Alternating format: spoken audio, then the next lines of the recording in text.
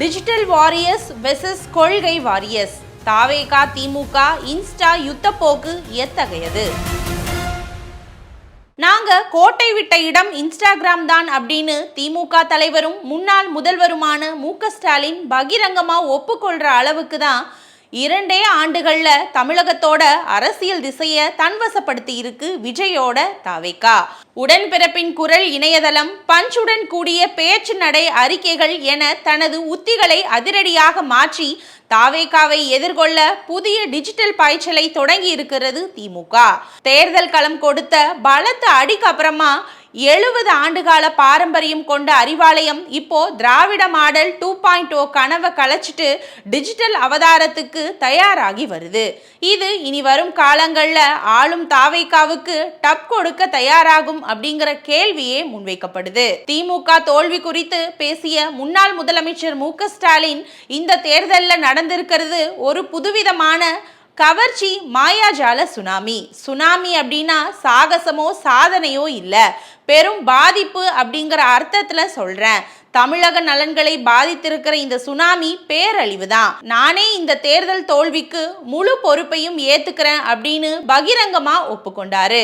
அதோட சமூக வலைத்தளங்கள் மற்றும் இன்ஸ்டாகிராமை பயன்படுத்தி சிறு குழந்தைகள் மூலமா அவங்களோட பெற்றோர்களிடம் பெரியவர்களிடம் திட்டமிட்டு பிரச்சாரம் செய்ய வைத்து ஆட்சிக்கு வந்திருக்கிறாங்க. இது நம்ம கண்ணுக்கு தெரியாம போயிடுச்சு அப்படின்னு ஓப்பனா பேசியிருந்தாரு.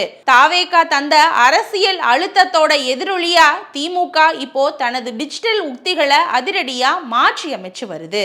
தேர்தல் தோல்விக்கான காரணங்களை தொகுதி வாரியா ஆய்வு நடத்தி அறிக்கை சமர்ப்பிக்க 38 பேர் கொண்ட 19 குழுக்களையும் அமைச்சிருக்கு. கூடவே தொண்டர்கள் தங்களோட கருத்துக்களை தங்களோட குரலிலேயே பதிவு செய்ய உடன்பிறப்பின் குரல் அப்படிங்கிற பிரத்யேக இணையதளத்தையும் தொடங்கி இருக்குது. மேலும் திமுக இன்னும் எப்படியெல்லாம் உழைக்கணும், இணையதளம் மூலமாக தொண்டர்களும் பொதுமக்கள் சொல்லும் ஆலோசனைகளையும் கொண்டு திராவிட முன்னேற்ற கழகத்தோட அமைப்பு முறையிலையும் மிகப்பெரிய மாற்றத்தை கொண்டு வர இருக்கிறேன்.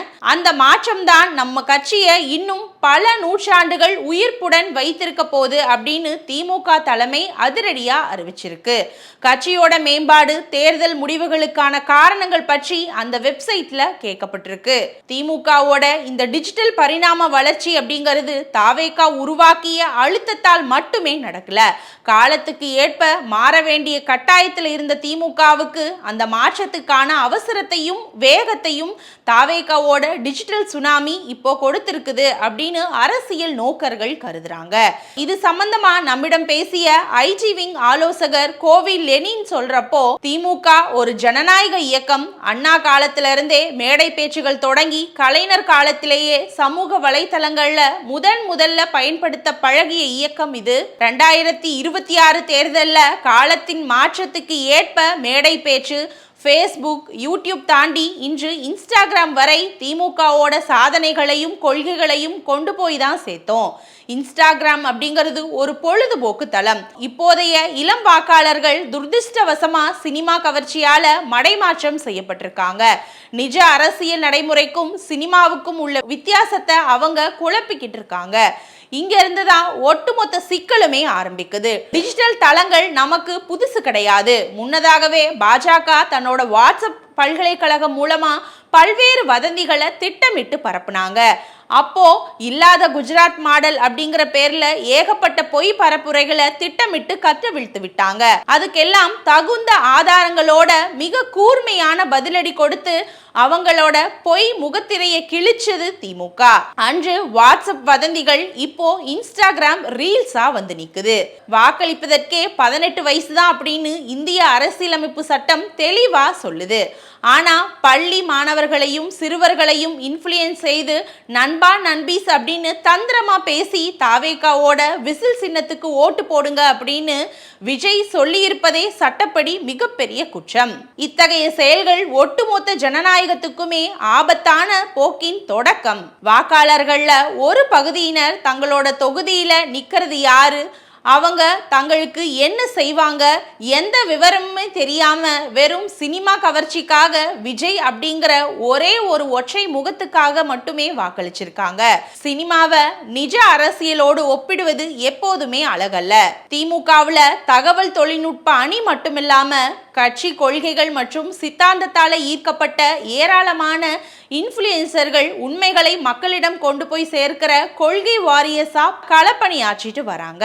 தற்போதைய அரசியல் சூழல ஒரு ரீல்ஸ் ஆட்சின்னு சொன்னா அது மிகையாகாது. முதல்வர் விஜய் தொடங்கி அவரை பின்தொடர ஆதரவாளர்கள் வரை எல்லாருமே இப்ப வரைக்குமே ரீல்ஸ் மோடிலேயே இயங்கி வர்றது வேடிக்கையா இருக்குது. திமுகவோட திட்டங்களை நாங்களே கொண்டு வந்தது போலவும் சாதனைகளை தங்களுக்குரியது போலவும் சித்தரிச்சு சமூக வலைத்தளங்கள்ல தவறான தகவல்களை பரப்பிட்டு வராங்க. இத்தகைய சூழல்ல எது உண்மை எது பொய் அப்படின்னு மக்களே குழப்பமடைஞ்சிருக்காங்க. உண்மையை உறக்க சொல்ற கொள்கை வாரியர்ஸ் முன் எப்போதும் இல்லாததை விட இப்போ அதிக கவனத்தோட ஆதாரங்களோட மக்கள் கிட்ட உண்மையை கொண்டு போய் சேர்க்க வேண்டியது காலத்தின் கட்டாயமா மாறியிருக்கு. எம்ஜிஆர் மறைவுக்கு அப்புறமா 43 வயசுலேயே ஜெயலலிதா முதல்வரானப்போ அந்த காலத்திலுமே நிலவிய திரைப்புகழை பயன்படுத்தி திமுகவை எல்லாருமே கடுமையா விமர்சனம் செஞ்சாங்க. ஆனா அப்போ திமுகவோட கொள்கை சார்ந்த தீவிர பிரச்சாரம் அந்த சினிமா அலைய தவிடு பொடியாக்குச்சு. இப்போ தலைமைச் செயலகத்திலேயே ரீல்ஸ் எடுக்கிற தாவேகாவோட இந்த தற்காலிக சினிமா ஈர்ப்பு அலை விரைவிலேயே மங்கி போகும். திமுகவோட தோல்விக்கான உண்மையான காரணங்களை தொகுதி வாரியா ஆழமா ஆய்வு செய்து கள நிலவரங்களை அறிக்கையா சமர்ப்பிக்க இந்த சிறப்பு புலனாய்வு குழுக்கள் அமைக்கப்பட்டிருக்கு. இதை கண்டறிஞ்சதுக்கு அப்புறமா திமுக இன்னும் பன்மடங்கு வீரியத்தோட மக்கள் மத்தியில களம் காண தயாரா வருது. அதோட அதிரடி பாய்ச்சலாதான் உடன்பிறப்பின் குரல் அப்படிங்கிற புதிய இணையதளமும் தொடங்கப்பட்டிருக்கு. இதுல பொதுமக்கள் மற்றும் உடன்பிறப்புகள் தங்களோட கருத்துக்களை நேரடியா பகிர்ந்து வராங்க. நாங்களும் அதை தீவிரமா பரிசீலித்து வரோம். ஃபேஸ்புக், யூடியூப் தாண்டி இப்போ இன்ஸ்டாகிராம் ட்ரெண்ட்ல நிற்கலாம். வதந்திகளை எப்படி ஆக்கப்பூர்வமா முறியடிக்கணும் அப்படிங்கிறது 70 ஆண்டுகால பாரம்பரியம் கொண்ட திமுகவுக்கு நல்லாவே தெரியும் அப்படின்னு சொல்லி முடிச்சிருக்காரு திமுக ஐடி விங் ஆலோசகர் கோவி லெனின். இதுக்கப்புறமா இந்த டிஜிட்டல் யுத்தம் பத்தி மூத்த பத்திரிகையாளர் பிரியன் சொல்றப்போ தமிழக மக்கள் நீண்ட காலமாகவே இரு பெரும் கழகங்களை தாண்டி ஒரு வலுவான மாற்றத்தை எதிர்பார்த்து காத்திருந்தாங்க. அந்த அரசியல் வெற்றிடத்தை நோக்கியே விஜயோட அரசியல் பிரவேசமும் அமைஞ்சது. அவரோட உச்சகட்ட சினிமா புகழ் தொடக்க புள்ளியா இருக்கலாம். ஆனா வெறும் இன்ஸ்டாகிராம் ரீல்ஸ் மூலமா அவர் ஆட்சியை பிடிச்சாரு அப்படின்னு சொல்றது வாக்களிச்ச ஒட்டுமொத்த மக்களோட அரசியல் முதிர்ச்சியே கொச்சைப்படுத்துற செயலா தான் பாக்குறேன். ஒவ்வொரு காலகட்டத்திலையுமே ஒரு சமூக ஊடகம் ஆதிக்கம் செலுத்துவது இயல்பான ஒரு விஷயம்தான். இப்போ இன்ஸ்டாகிராம் இருக்கலாம், நாளைக்கு வேறொன்னு வரலாம். ஆனால் மக்கள் மாற்றத்தை எதிர்நோக்கி வாக்களிச்சதாதான் நான் பாக்குறேன். இதுக்கு பின்னணியில இருக்கக்கூடிய முரண்பாடுகளை ஆழமா ஆராய வேண்டுமே தவிர டிஜிட்டல் அலை அப்படிங்கிற ஒற்றை வார்த்தையில இதை கடந்து போக கூடாது. திமுகவோட தற்போதைய சரிவுக்கு சமூக ஊடகங்கள் காரணம் அல்ல. உட்கட்சி பூசல்கள், நீண்ட காலமா கட்சிக்காக உழைத்த அடிமட்ட தொண்டர்களோட மனக்கசப்பு, அதோட புறக்கணிப்புகள், தொகுதிகளில் அமைச்சர்கள் மற்றும் எம்எல்ஏக்களோட செயல்பாடுகள் மீது எழுந்த மக்களோட குற்றச்சாட்டுகள், கூட்டணி கட்சிகளுடனான முரண்பாடுகள் முதலானவை தான் தேர்தல் அரசியல்ல பலத்த தாக்கத்தை ஏற்படுத்தி இருக்கு. திமுக பல்வேறு நலத்திட்டங்களை கொண்டு வந்திருக்காங்க. அதுல எந்த மாற்று கருத்துமே கிடையாது. குறிப்பா தமிழகத்துல சட்டம் ஒழுங்கு சீர்கேடு, பெண்களுக்கு பாதுகாப்பு இல்லாத சூழல், அதோட கஞ்சா உள்ளிட்ட போதைப் பொருள் பழக்கம் அதிகரித்திருப்பதா எழுந்த கடுமையான விமர்சனங்கள் திமுகவுக்கு பெரும் பின்னடைவா மாறியிருக்கு.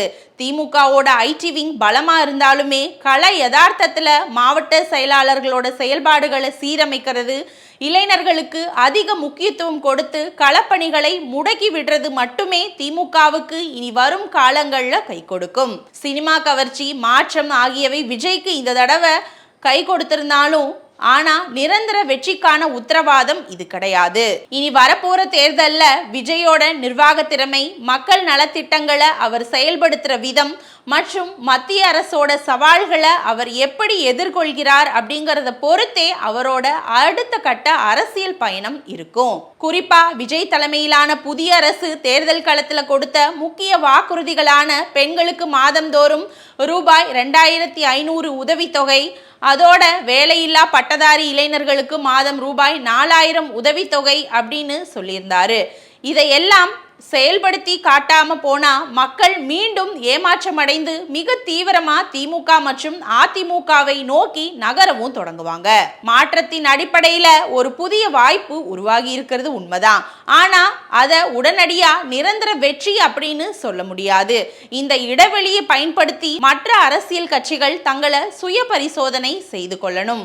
அதோட களப்பணியில தீவிரமா இறங்கி வேலை செஞ்சா தமிழக அரசியல் வரலாறே மீண்டும் மாறக்கூடும். சமூக ஊடக தாக்கம் அப்படிங்கிறது ஒரு முக்கிய காரணமா இருந்ததை தவிர அது மட்டுமே முழு முதல் காரணி இல்லை அப்படின்னு சொல்லியிருக்காரு மூத்த பத்திரிகையாளர் பிரியன்.